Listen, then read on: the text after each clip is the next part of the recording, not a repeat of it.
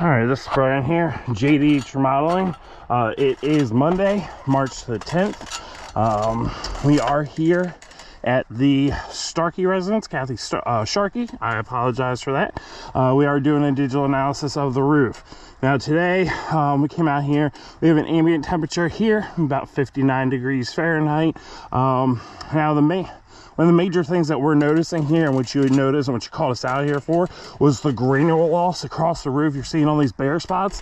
Now this is a composite roof. They call it a composite roof because it's made of fiberglass, asphalt, and then granulated top. Now the granules, so it gives us our protection from the elements, our water shedding capabilities, and of course the protection on the roof.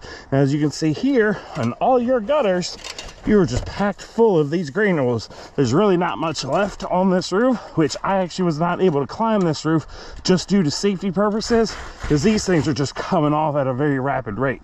So what we want to know is why.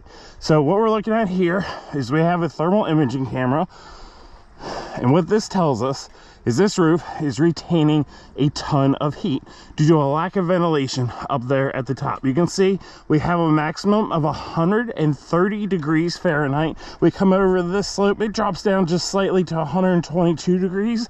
Now, basically what's happening is these shingles are baking from the inside out as well as from the outside in. So this attic space is retaining so much extra heat that it is starting to cause all this granule loss, loose shingles, and anything of that sort. Now when we're looking, okay, there we go. And we're looking, we see the gutters that we talked about completely clogged up with dirt, debris, leaves, and the granules, of course, which are going to prevent in the future.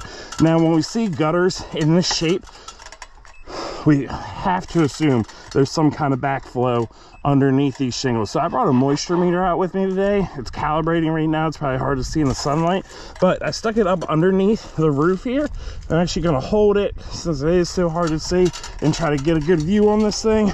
We have a 23% moisture reading underneath these shingles with a maximum of a 26%. So that's telling me is during these hard rainstorms that we've been getting a lot here recently, is water is backflowing up under these gutters, getting to our plywood decking, and that's going to just cause us thousands of dollars of extra unnecessary damages in the future.